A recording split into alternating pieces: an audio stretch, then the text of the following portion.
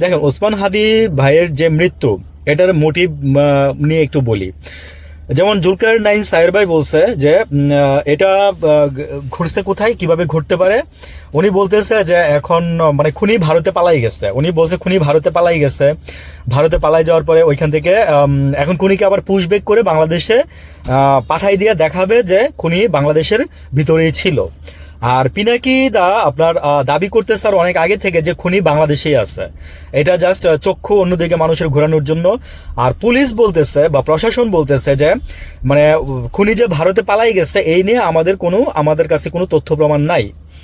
তো এটাই সত্যি কথা যে পুলিশ যে মানে ভারতে যে পালাই গেছে এটা নিয়ে আসলে কোনো তথ্য প্রমাণ নাই।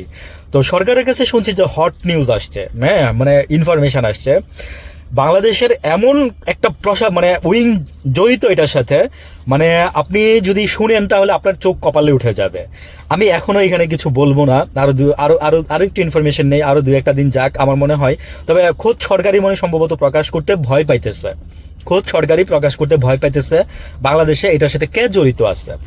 তো যদি সরকার প্রকাশ নাও করে আমরা কিছু না কিছু আন্দাজ করতে পারি। যেমন ধরেন আপনার আমাদের পার্শ্ববর্তী কান্ট্রি আছে, তারপরে ধরেন আমাদের বাংলাদেশের মধ্যেই আমাদের একটা বাহিনী আছে, মানে পুরো বাহিনী না, বাহিনীর প্রধান আছে। তারপরে হচ্ছে এখন জুলকারনাইন সাইড যেটা বলতেছে, সে বলতেছে যে বাংলাদেশে দেখা যাচ্ছে যে ভারতরা ধরে বাংলাদেশে তাকে পুশ ইন করবে, কিংবা কেউ বলতেছে যে তাকে মানে এখন ক্রস ফায়ারের নাটক দেখা মেরা ফেলবে, যেন ওই নাটক মানে কে তাকে হুকুম দিচ্ছে ওইটা যেন সামনে না আসে।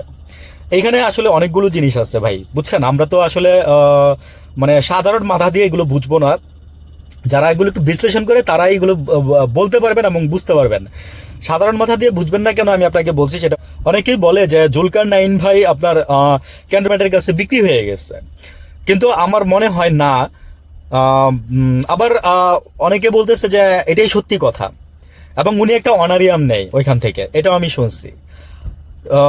সরকার খোদ নিজে ভয় পাইতেছে যে আপনার এই উসমান হাদির খুনি যারা আছে তাদেরকে আপনার এরকম দিবে, কি যেন বলে, করে জানাবে যে এরকম এরকম ইত্যাদি ইত্যাদি কথাবার্তা।